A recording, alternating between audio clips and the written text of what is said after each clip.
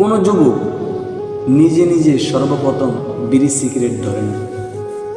পৃথিবীর কোনো মানুষ সর্বপ্রথম জেনা ব্যভিচারে লিপ্ত হয় না। তার যে কোনো বন্ধু তাকে কোনো খারাপ নারীর ফান্দে ফেলে এই কাজ করে।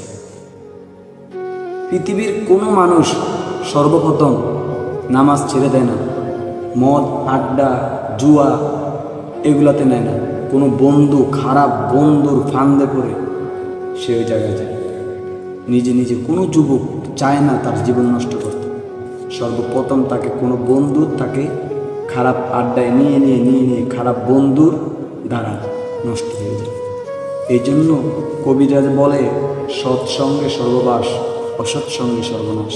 কথাটা পুরা বাস্তব, কথাটা খেয়াল করতে হবে। প্রত্যেকটা যুবক এক একটা তুমি পাও বাড়াইবা, ভেবেচিন্তে পাও দিবা। কারণ